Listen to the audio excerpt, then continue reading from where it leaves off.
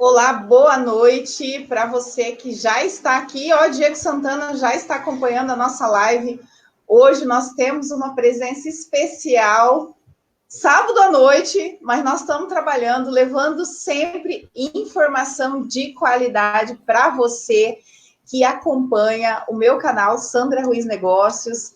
Muito importante neste momento toda a comunicação que nós pudermos passar útil para você, empreendedor, para você, colaborador, quem está trabalhando no home office, quem não está trabalhando. São muitas as situações que nós estamos vivendo neste momento. Por isso mesmo, informação de qualidade aqui hoje com João Adolfo Colombo, o nosso economista, o melhor economista que eu conheço. Se apresente para os nossos internautas. Boa noite, pessoal. Sou o João Adolfo, economista. Nós fazemos parte lá do grupo da BNI, né, Maringá Conecta.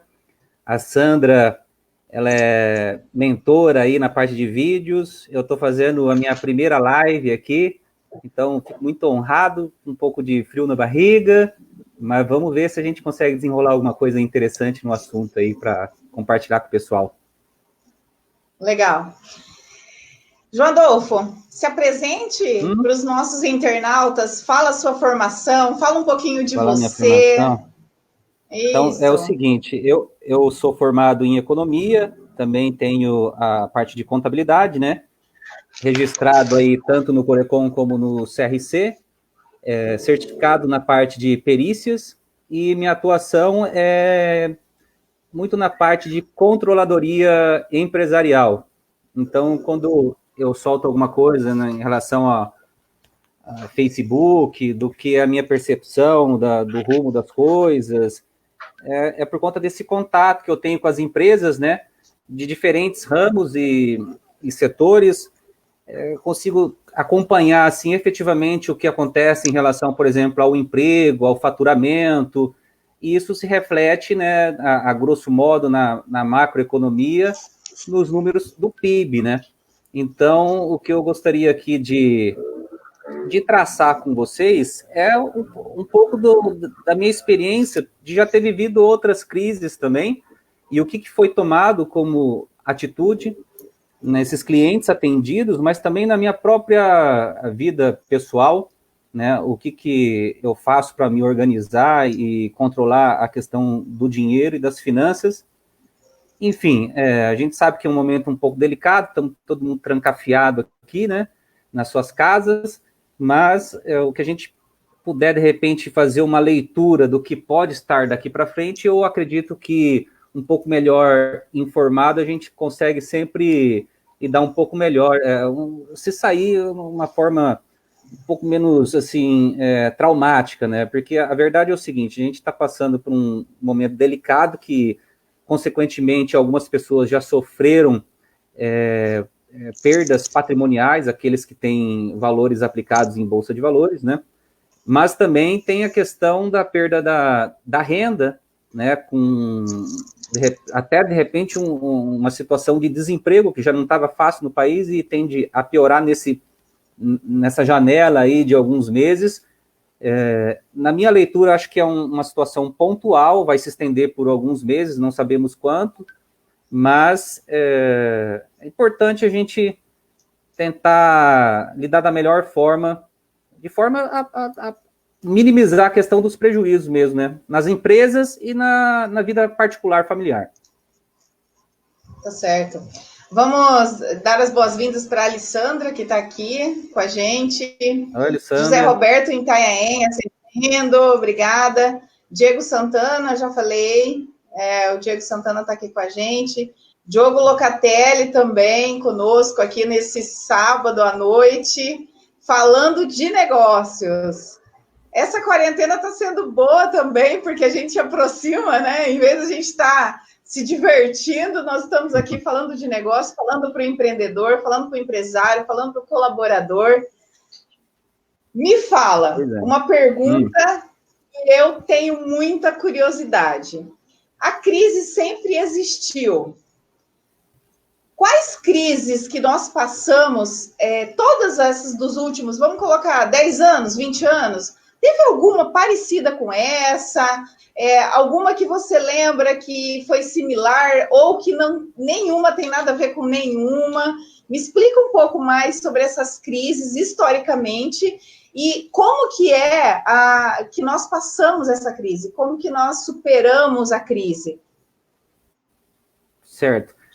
Bom, primeira coisa, o mundo ele é dividido em países. Então, de repente, nós vivemos uma crise aqui no Brasil e os Estados Unidos podem estar numa situação totalmente diferente, né? Então, questões que são pontuais por nações e tem também um momento como o de agora que seria de uma forma globalizada, né?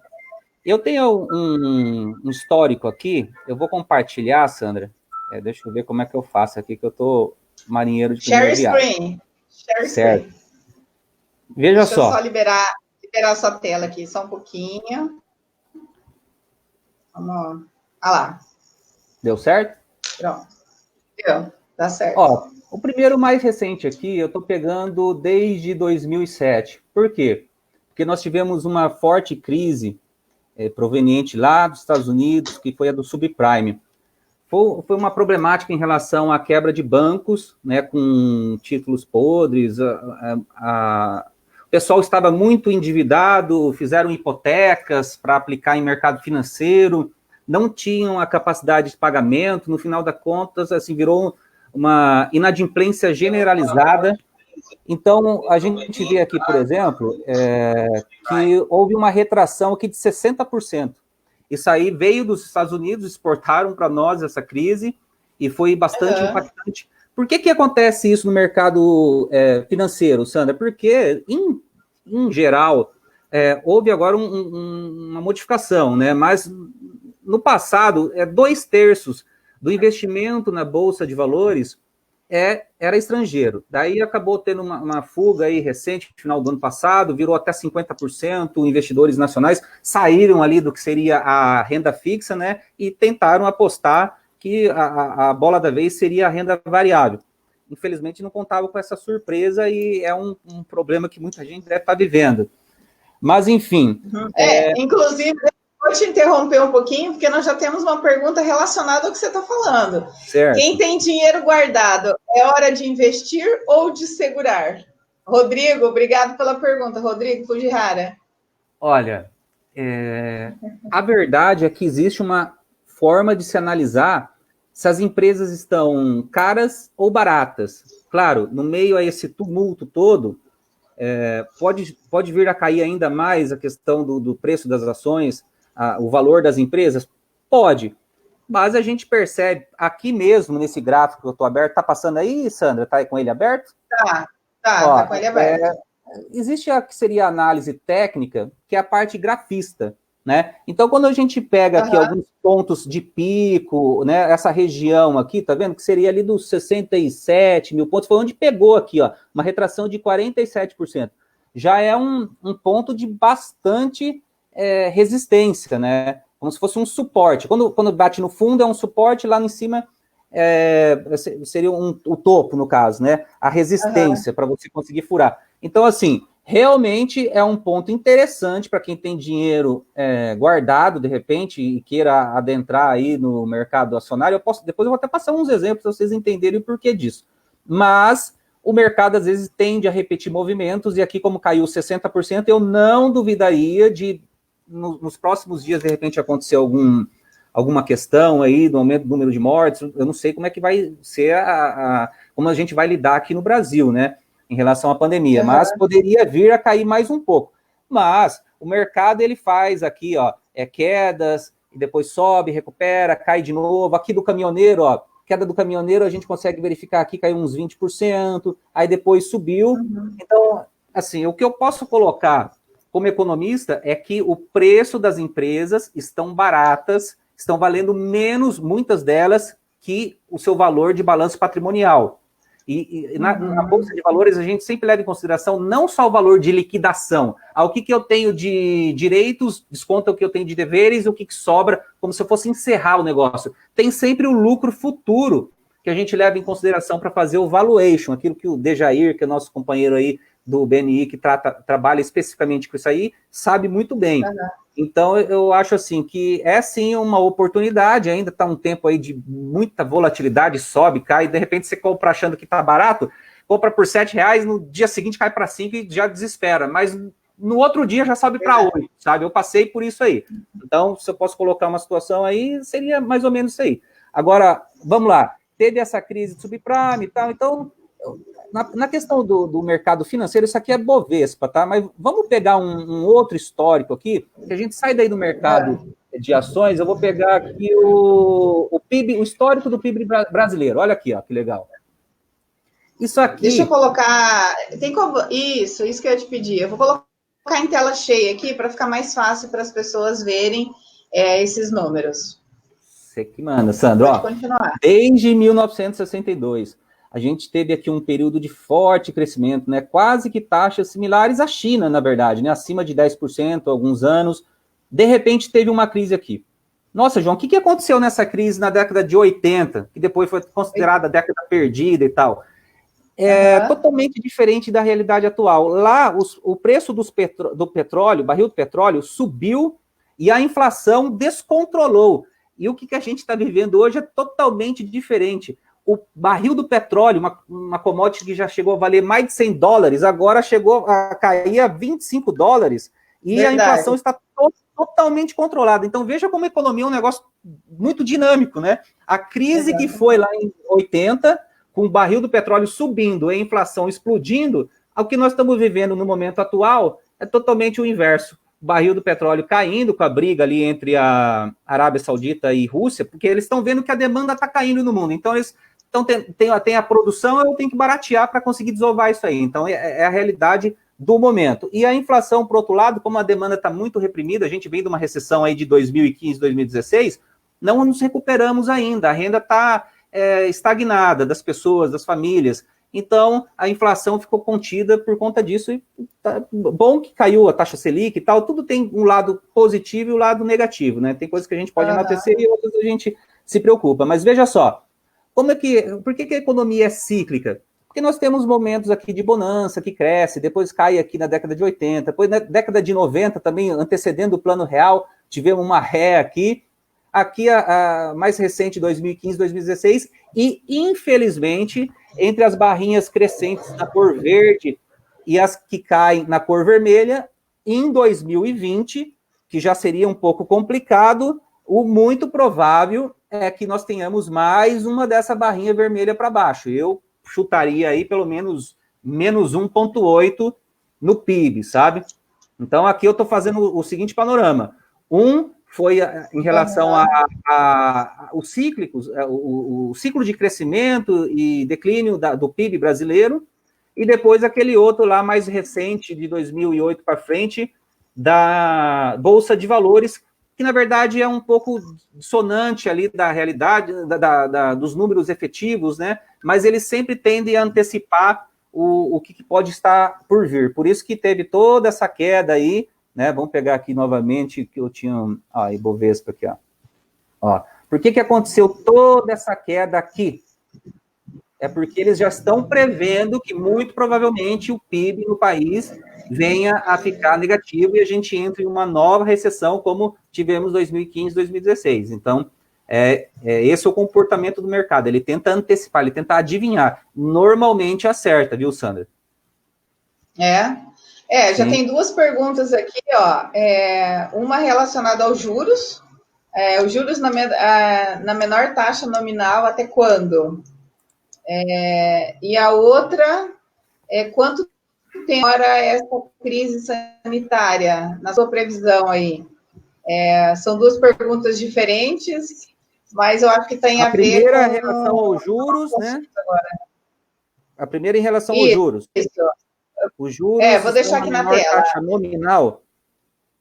então, taxa até nominal quando? É aquela do Bacen, né? É a Selic, 3,75. Eu acho difícil de cair mais do que isso aí. Tá muito baixa, é a menor da história, e o Brasil só conseguiu baixar um pouco mais porque ele observou a inflação reduzindo, né? Porque o Brasil, ele não é um país desenvolvido, ele precisa pagar juro real, que é a taxa Selic menos a inflação, para atrair investidores, senão ninguém vai estar disposto. Grandes fundos de pensão, investidores internacionais e tudo mais, ninguém vai colocar o dinheiro aqui. Inclusive, o fato da taxa Selic estar baixa é o que fez o dólar, em partes, vir de 3,70 lá para os 4,50. Lógico, agora bateu quase 4,30, chegou a 4,20, é por conta da problemática do coronavírus aí tudo. Mas o fato dessa elevação do dólar é por conta da Selic. Mas assim, como a gente teve um movimento, de repente, do barril do petróleo caindo, é por isso que o governo sentiu coragem aí de baixar a taxa Selic, porque senão, imagina se acontece uma nova greve dos caminhoneiros, hoje com o preço flutuante ali em relação à gasolina, diesel e tudo mais, gasolina, diesel. Se o dólar subir demais e lá fora o barril do petróleo estivesse aumentando também, isso aí implodiria numa nova greve dos caminhoneiros, né? Então teve esse fator positivo que permitiu daí, consequentemente, essa questão da taxa de juros vir a ser reduzida.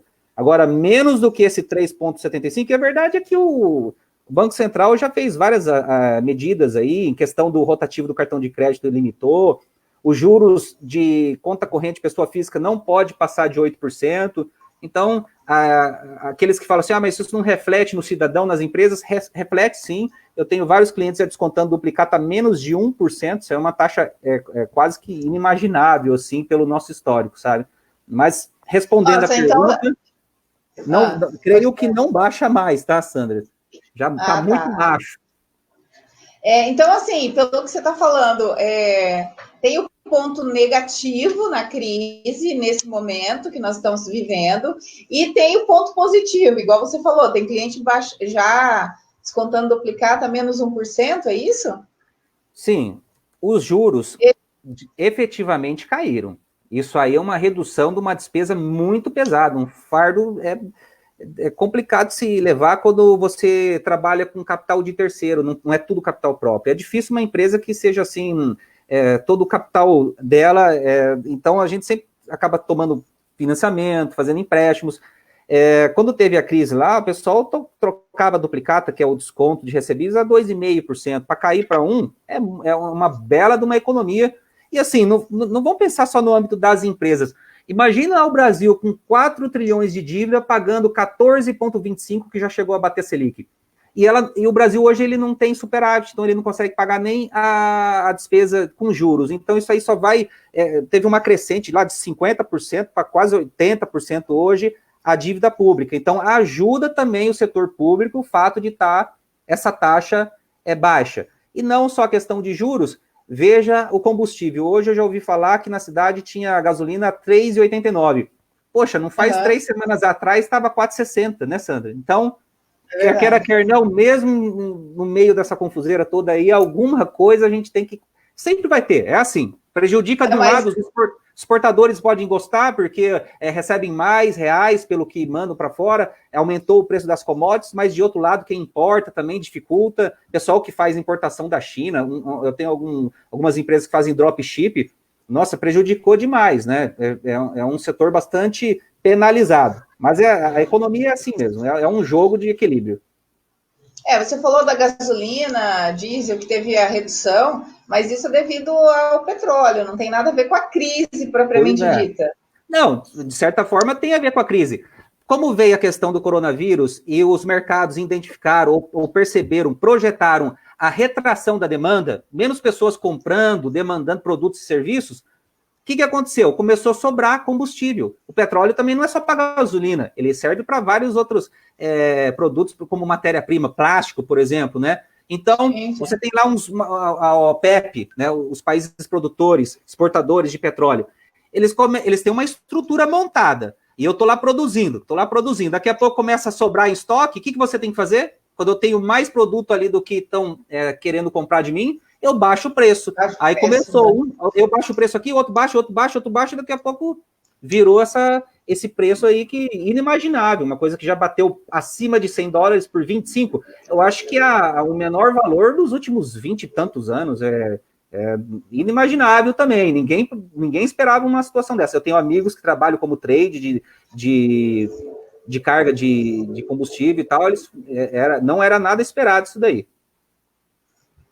Entendi.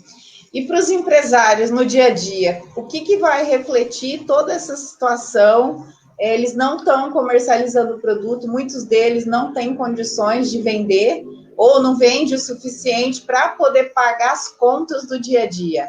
O que o empresário, principalmente comerciante, né? Porque a indústria ainda ela tem essa possibilidade de trabalhar, quem trabalha com serviço também pode trabalhar home office, mas o comércio em si, da maioria das cidades, estão fechados.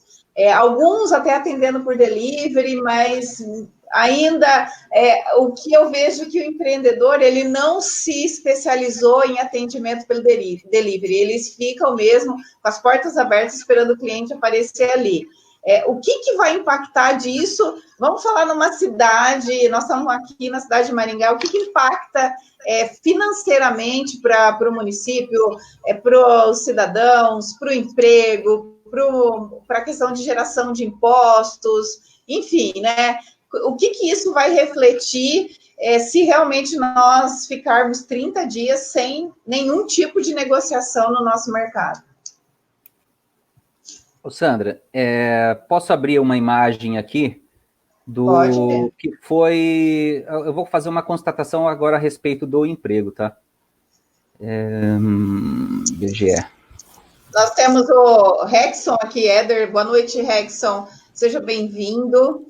Nós temos o João Seleguin também entrando aqui enquanto você abre a imagem aqui com a gente.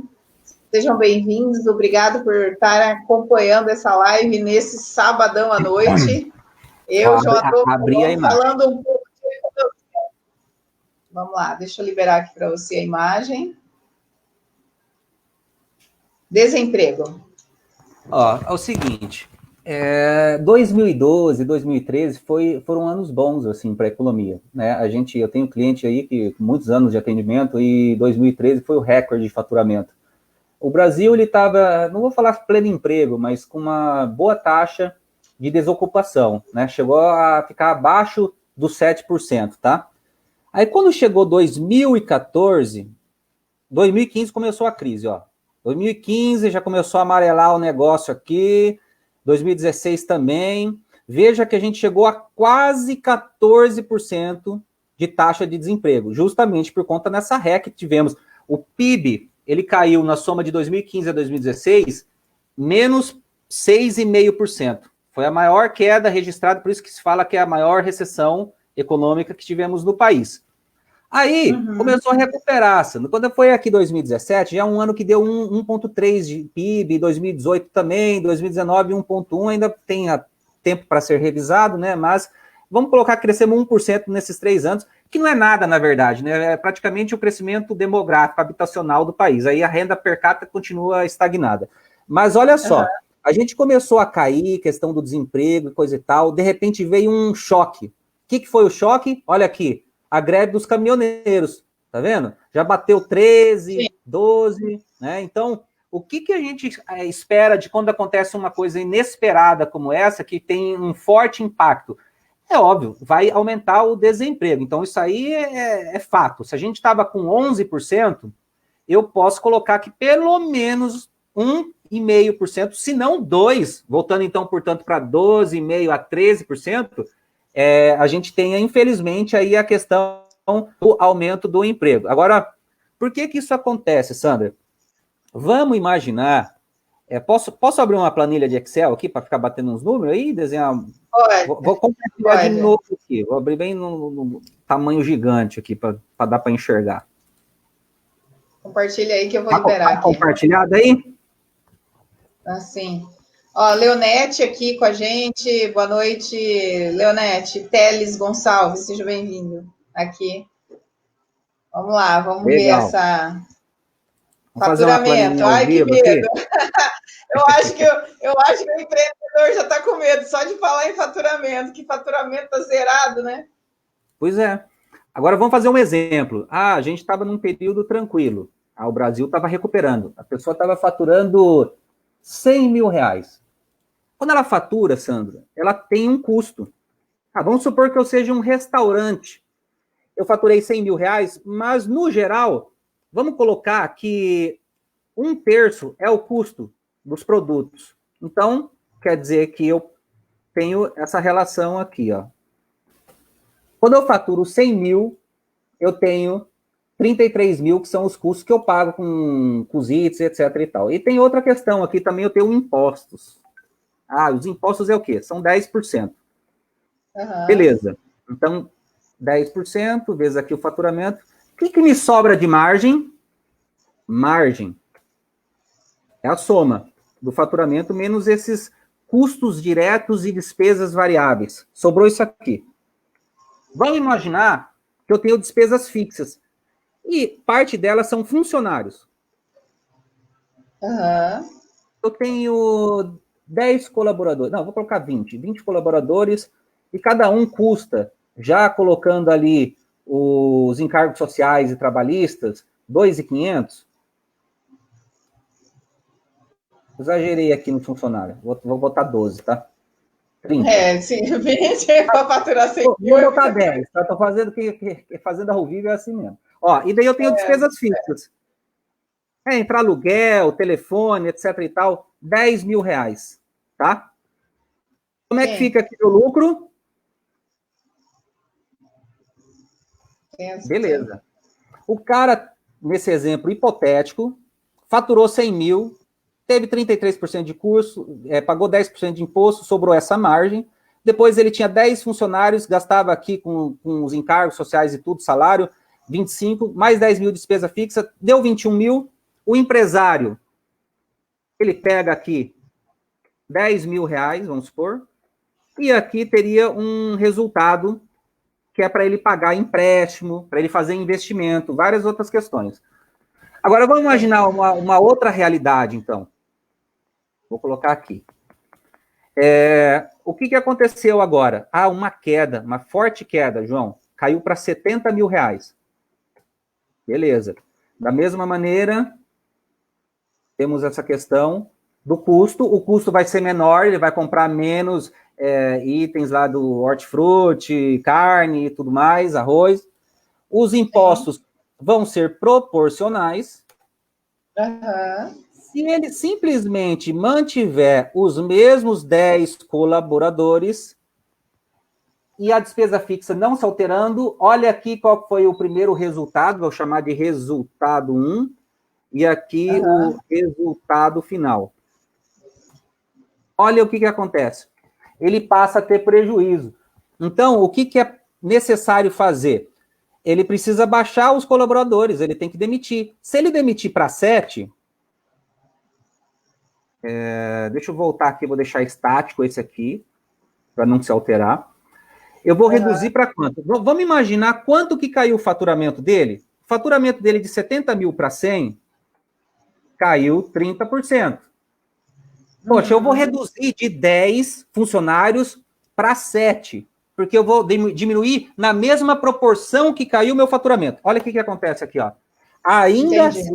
Ainda assim, ele não consegue manter o mesmo resultado final, Sandra. Então, por isso que é da dificuldade. Se ele já tem aqui uns 5 mil de parcela com empréstimo, porque ele comprou máquina, ele financiou uma Fiorino, alguma coisa nesse sentido, ele já não consegue pagar. Por isso que muitas vezes, às vezes, é difícil você conseguir fazer isso, baixar o número de colaboradores numa proporção maior do que caiu o teu faturamento. Mas se fosse para você equiparar, eu teria que baixar nem 4, acho que dá, tá vendo? Então, essa é a matemática do negócio. Infelizmente, terão que assumir prejuízo, mas eu vejo o seguinte, que quanto mais ficar, de repente, demorando... Primeira coisa que tem que pensar, viu, Sandra? Vou tirar aqui e voltar a falar contigo para a gente se enxergar. Primeira coisa que tem que pensar eu acho que eu vou conceder férias.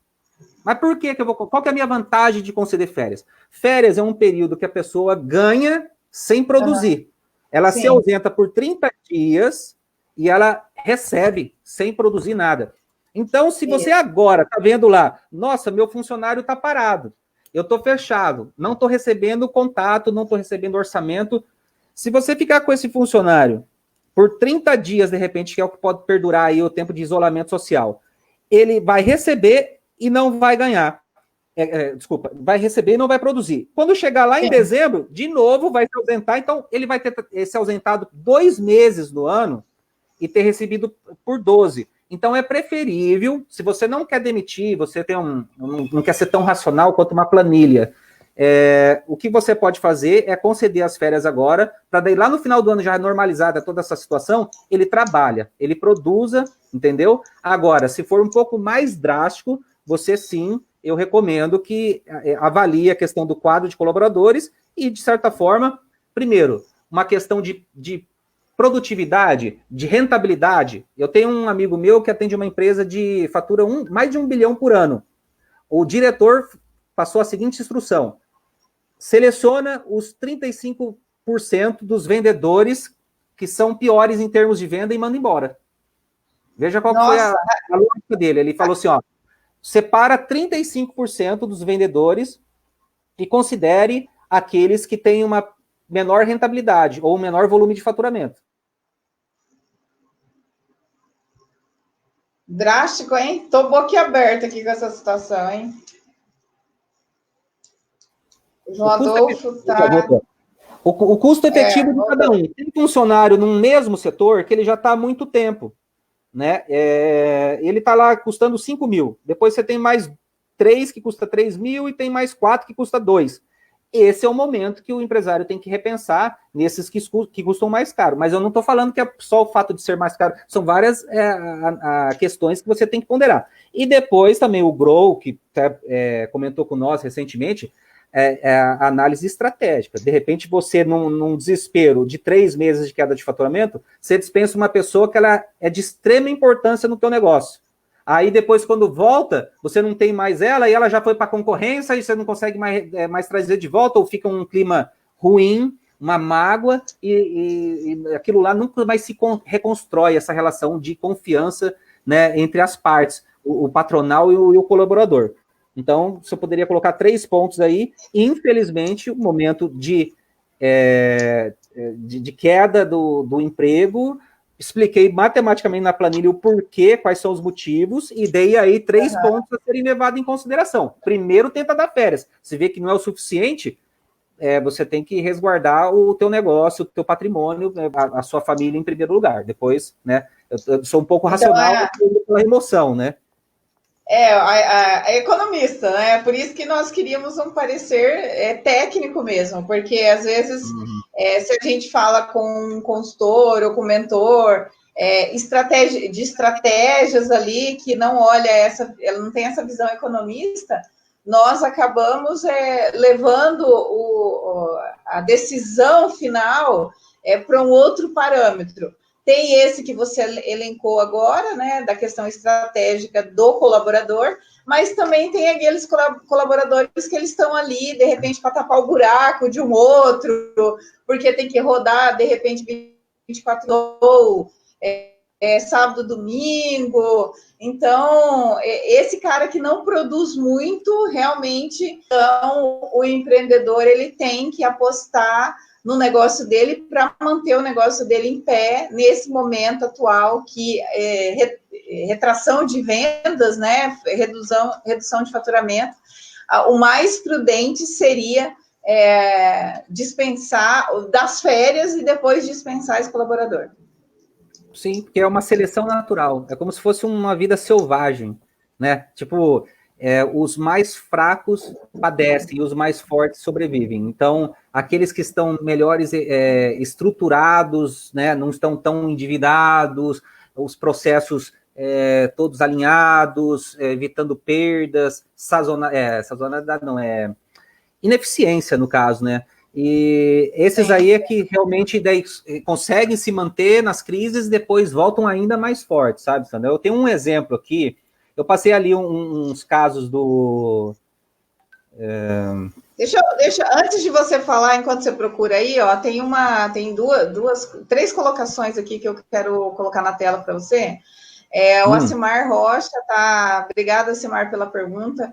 Agora, imagine se diminuir a margem para 50%, como no gás, que ele é empresário do setor de GLP, e aumentar o salário dos funcionários para 3 mil. Essa é uma colocação. Não, né? é a mesma coisa, eu Aí, recebi hoje. Ah, tá, pode falar. Agora tem outro aqui que tem a ver com essa situação, que o José Roberto também é empreendedor do setor de GLP. Qual a janela de tempo aceitável antes de tomar a decisão drástica, 2, 3 meses, de demissão do colaborador, né? Uhum. E o Rafael só fez um comentário aqui. Obrigado, Rafael. Todos no mesmo barco. Todos no mesmo barco. Esse aí é parceiro, hein? Boa noite, Rogério. Rogério também chegou agora. Obrigado, Rogério, por estar aqui com a gente. Pessoal, aproveita e compartilha para essa mensagem, para essa live chegar para mais empreendedores, porque o assunto aqui está bem técnico, mas extremamente importante para você, empreendedor. Quem acaba de contratar colaborador, quem tem colaborador há mais tempo, quem está perdido, sem saber o que vai fazer nesse momento. São dicas preciosas do economista João Adolfo Colombo.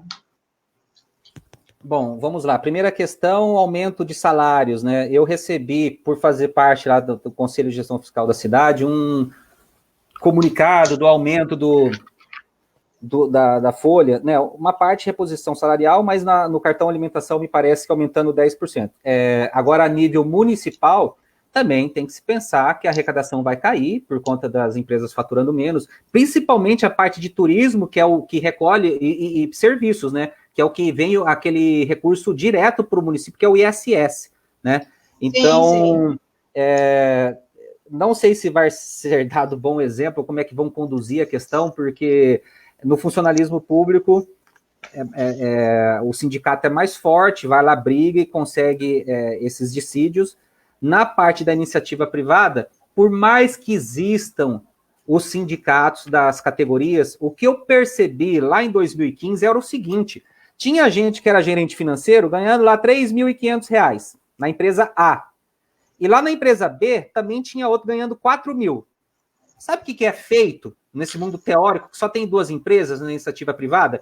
Eu demito o funcionário da empresa A e da empresa B, e daí esse da empresa B vai trabalhar na A ganhando 2.500 e o da empresa A vai trabalhar na outra ganhando 2.300.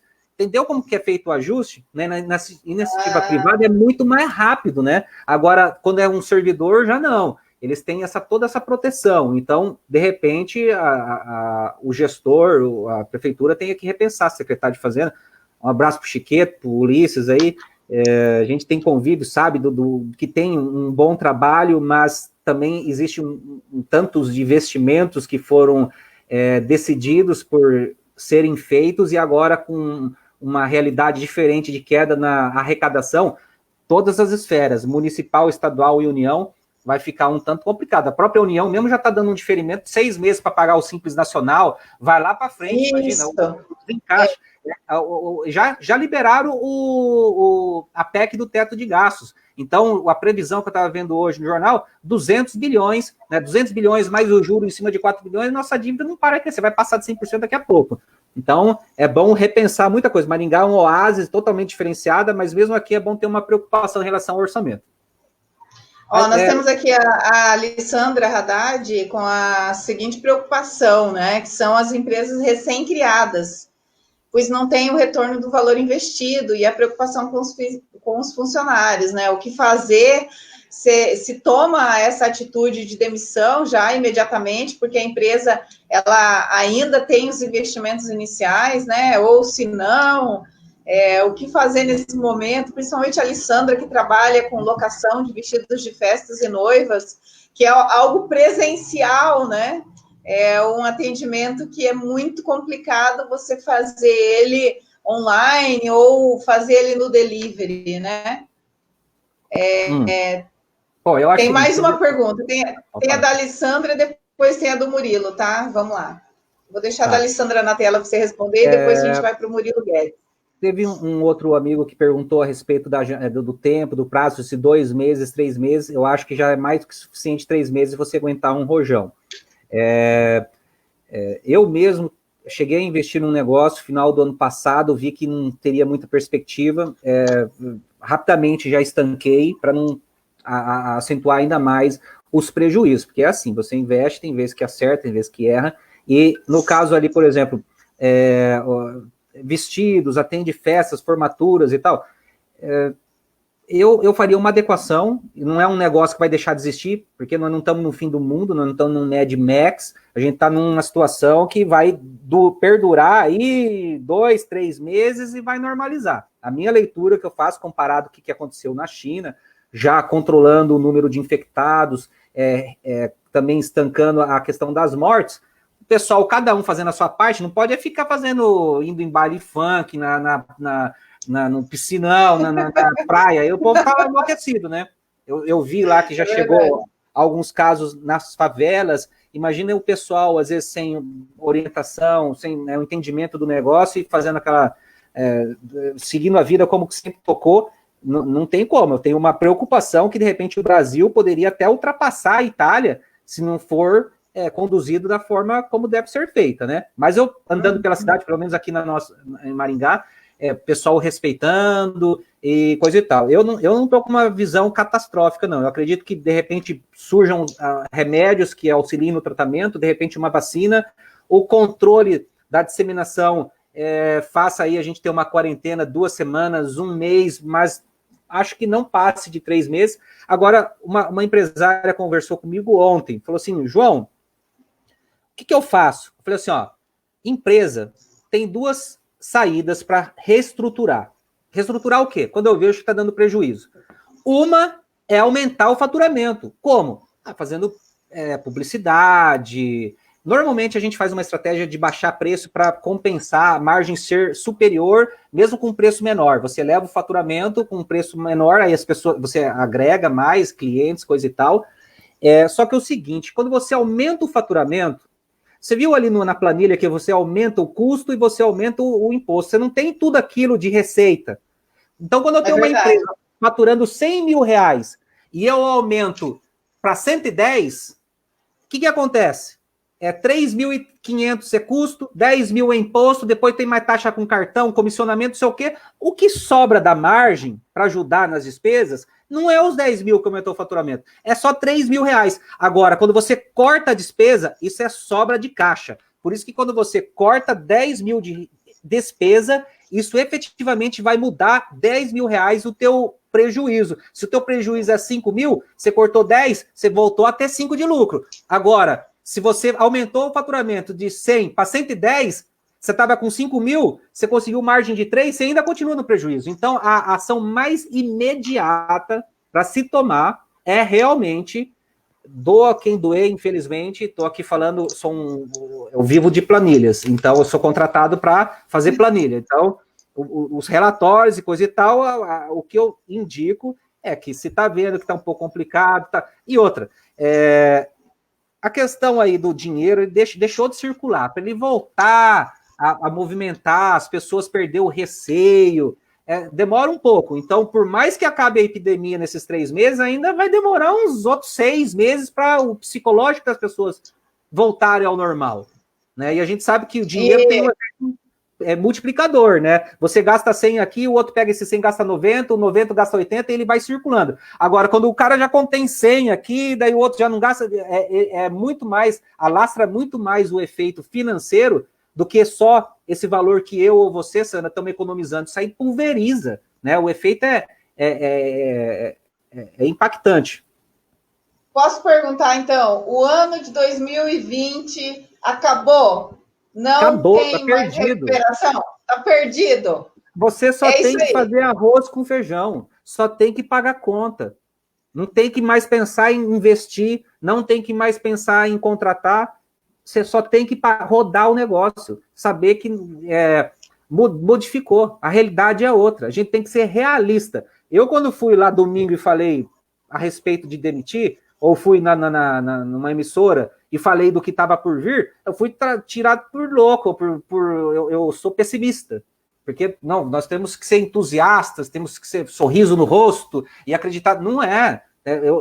O psicológico é importante, o comportamento, etc. e tal, mas não adianta a gente fechar os olhos para a realidade, porque eu estou falando para vocês. Eu já vivi isso, ó, tenho aqui um exemplo, vou compartilhar a tela aqui, Sandra, que eu tinha ficado devendo, um detalhe aqui. Tá. Ó, tá só vendo aí ou não? Colocar o Paulo Quental, calma, Paulo Quental está aqui, ótimas informações, vamos compartilhar a tela aqui. Abraço, Paulo. Tem o Murilo também que está aqui.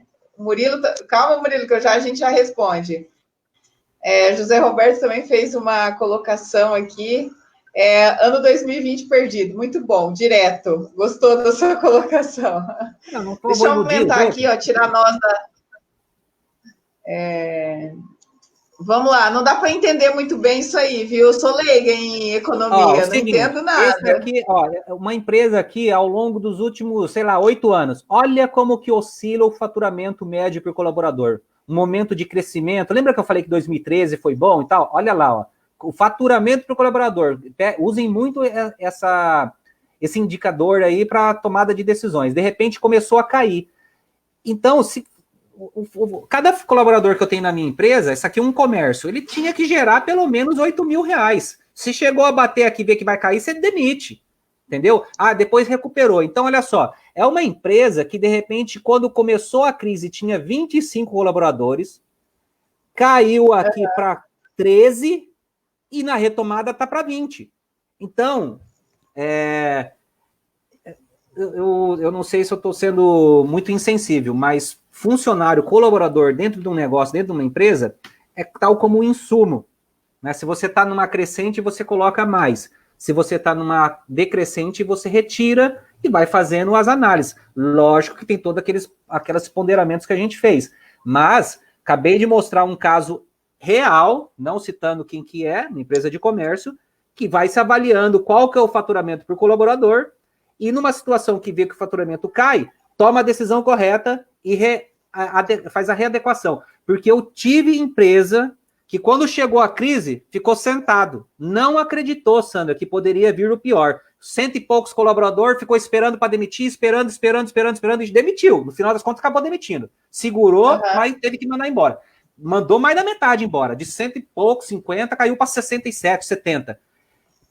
Aí dá 800 mil, 1,5 milhão de prejuízo. Pô, ia ser prejuízo de qualquer maneira, mas é preferível tomar 500 mil de prejuízo do que 1.200.000 de prejuízo, você concorda? Aí, voltando um ponto aí da empresária que conversou comigo, falou assim, João, meu Deus, tá tudo parado, agora o shopping fechou, só eu, meu marido e uma funcionária. Acabei de contratar ela, eu falei assim, ó, seguinte, quanto que ganha a sua funcionária? X, tem mais benefício? Cartão alimentação. Então ela custa quanto? 2.500. Se você manter ela 2.500 por 4 meses e não tiver resultado nenhum, você poderia ter feito só você e seu marido dentro da loja ali atendendo, nesse período aí, depois rever. Mas nesse momento agora, quanto você perdeu? Perdeu 10 mil. Vai dentro da tua casa e vê tudo que você tem. Quanto que custa as coisas que você teve trabalho de conquistar? A TV custa 3 mil, a geladeira custa 2 mil, o fogão custa 500, a cama custa 1.500. Sabe, mentaliza esse prejuízo em coisas que eu prefiro manter os 10 mil para mim e amanhã ou depois eu gasto, sei lá, eu troco de carro, eu viajo, faço alguma outra coisa, mudo os eletrodomésticos. Então, eu não quero parecer egoísta, mas, infelizmente, em tratando de números, que é o meu ponto que eu tenho que trazer aqui, se for outro tipo de live, eu falo de uma outra maneira, mais bonita e tal, fico aqui... Mas nesse momento que eu tenho que fazer, a forma que eu oriento as empresas que eu atendo é dessa maneira, tá, Sandra? E eu estava falando com outro consultor essa semana, do Beni, não vou citar o nome, até por questões de ética, que ele falou, ó, semana que vem eu vou demitir, eu já demiti tantos, e a semana que vem eu vou demitir mais tantos, por conta do momento. Só vamos retomar aqui, ó. O Murilo tem uma questão mais técnica, né? Pessoal, faz tempo que o GLP, também outro empreendedor de GLP, vem sofrendo vários aumentos, a ponta não evolui, as margens de todos, companhias revendas já achatadas ao máximo, porque é commodity, né? Gás é commodity também. O que fazer agora com essa diminuição de 5%, equilibrar as margens, passar na ponta, perder mais ainda, porque assim, ó, o produto aumenta e as vendas não respondem o que sobe de produto, que sobe de despesa, enfim, né? É uma pergunta bem mais específica, né? Mas a lógica... segmento, né? A lógica é a mesma, né? É a mesma. Olha, Sandra, eu posso atender posto de gasolina, indústria química, comércio, pizzaria. Cara, eu tenho uns 30 tipos diferentes de empresas que atendem e é tudo igual. É faturamento, menos custo direto, menos custo indireto, menos despesa variável, depois despesa fixa, o quadro de colaboradores, se tem perdas, os juros e o resultado. Você tem que ter a coisa na ponta do lápis, seja via um sistema, um controle de fluxo de caixa, que você vai fazendo apontamento, não só empresas, pessoas também. Eu tenho até um exemplo aqui que a gente ia adentrar talvez nas finanças pessoais, que serve para qualquer tipo de negócio também. É do básico que a gente começa no indivíduo, na família, mas a sistemática é a mesma. Inclusive empresas de pequeno, grande porte, municípios, estados e nações. Entendi. Bom, nós estamos a 50 minutos da nossa live já. Rapaz do céu, tanta coisa. Tem bastante assunto, né? Tá bom, né? Eu sei que a gente tem até, o pessoal tem gostado, tem bastante comentários, né?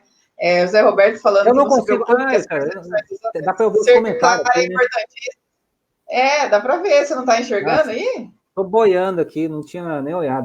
Agora, porque já perdi o bonde já. Mas olha, eu acho que vale a pena a gente voltar então em outro momento, só com a parte de finanças pessoais, até para esse colaborador que possivelmente pode ser demitido nesse momento de crise, falar como que ele controla a vida dele financeiramente, porque assim, hoje nós já vamos chegar a 1 hora de live e o tempo, vamos deixar o pessoal curtir um pouco a família, curtir o Netflix da vida, né? Namorar um pouco nesse sábado à noite. João Adolfo, o que você me fala, assim, para a gente encerrar de mensagem? Eu sei que você foi bem direto nas suas colocações, bem firme nas colocações. O que você vê de cenário positivo para os empreendedores? Porque a gente passou a realidade, mas o que tem por vir aí de positivo, o que o empreendedor pode pensar aí, pode fazer, de repente, para driblar? A gente já falou que para ele driblar os custos, o que ele fazer, mas o que a gente pode passar de mensagem positiva nesse momento, ou você não tem mensagem positiva? Não, tem sim, readequar, né, a questão, nas adversidades é que a gente repensa muita coisa, buscar novos nichos e mercados, porque a gente tem percebido que a questão delivery e vendas por internet está numa crescente, agora ficou mais evidente ainda. Acho que é bom a gente estudar a respeito disso. Eu mesmo tenho corrido um pouco atrás, a minha mulher Thaís está mexendo agora com parte de e-commerce também. Eu acho que é um mercado que só tende a crescer. E ele tem assim, um espaço, um campo ainda para expansão muito grande. E mesmo aquele que, de repente, eu já fui funcionário, em um momento alguém me demitiu, sabe? E o que eu fiz? Fui correndo atrás, montei o que seria um produto, no meu caso, serviço, dentro de uma metodologia. Teve momentos que eu tive mais clientes, teve momentos que eu tive queda, né? E nessas fases de quebra de contratos, eu corri atrás de outros produtos e serviços. Eu me lembro, comecei a mexer com consórcio, também dou cursos, tanto de Excel, depois entrei para a parte de perícia pelo Corecon. Se eu ver o que seria o meu plano de contas, eu não tenho uma única fonte de receita. Normalmente as pessoas têm uma única fonte de receita e vários tipos de despesa, com carro, com família, né, com saúde, entretenimento, residência, etc. Então, busquem aí, acompanhem, por exemplo, o Grow, que é um especialista na parte de empreendedorismo. Ele é um cara fantástico aí para você ter dicas, insights de repente chegou a hora. Hoje mesmo eu não fui em restaurante, estava tudo fechado. Comprei uma piapara de um casal jovem, devem ter uns 21 anos, que trazem peixe na porta da tua casa. Tem de tudo, tem piranha, tem corimba, tem o escambau lá. E comprei uma piapara. E eu vejo assim, eu até conversei com eles, vocês não pensam em de repente abrir um estabelecimento? A gente tem um pouco de receio da despesa fixa. Eu falei assim, tá aí um pessoal que poderia até dar uma força, ajudar, dar algum material, umas orientações. Mas tá vendo? Pela internet. Eu encontrei no Facebook, alguém publicou lá, peixe, não sei o que lá, achei interessante, preço acessível. Então, é os 4P do marketing, né? O cara produto, preço, promoção, etc. Então, eu acho assim, nada está perdido, é só um momento. Veja que lá naquele gráfico que eu mostrei do PIB, ele teve muito mais velhinha verde do que velhinha vermelha. É só se segurar. E outra, na minha percepção, da minha expectativa, essa crise vai ser mais do que o que foi a greve dos caminhoneiros, mas bem menos do que foi 2015, 2016. Quem sobreviveu a 2015, 2016 vai tirar de letra. Porque não é um negócio estrutural do mundo, uma crise do subprime. É pontual. Uma pandemia vai resolver, vai estancar, pronto, vai voltar tudo. Bolsa de valores vai subir de novo. Pode ficar tranquilo. É bolsa de valores, vai voltar o que os 120 mil que estava, vai voltar. Demora um ano e meio, mas vai voltar. Muito interessante reforçar em cortar custos ao invés de pensar em aumentar faturamento e ter a coragem de dizer que 2020 já era para poucos. O Acimar Rocha. Obrigada, Acimar, pelo comentário. Bem, pessoal, vamos finalizar a nossa live com 56 minutos já de live. Agradecendo ao João Adolfo por abrilhantar essa noite de sábado, dia 21 de março, com essa frase que vai ser impactante. Essa live ela vai ficar disponível no canal do Facebook. Quem quiser pode compartilhar. E realmente eu acho que foi bem válido esse tempo que nós passamos aqui em obter essas informações reais. É igual você falou, tem que ser frio e realista e querer manter o negócio que nós temos em pé neste momento. Não é o momento de fazer loucura, de fazer investimentos mirabolantes, se você não percebe um faturamento que corresponda à altura do que você tem de despesa, né? Porque mesmo sendo um investimento, inicialmente, ele pode ser uma despesa, né? Pois é, Sandra, é isso aí. Eu agradeço o convite, minha primeira participação aqui, né? Estou aqui bem vestido, caráter, bem lindo, mas aqui estou de bermuda e descalço na parte de baixo, ninguém está vendo, mas eu estou bonito. Então, foi legal. Quem me conhece sabe que eu não sou assim tão rígido ou radical, mas na parte profissional, igual alguém comentou, tem que ter coragem. Eu sei que eu vou ser mulado, como fui já essa semana, por meus comentários em TV e coisa e tal, mas como já não é a primeira vez que eu faço palpites e de repente tem um grau de assertividade, você vai, cada macaco no teu galho, né?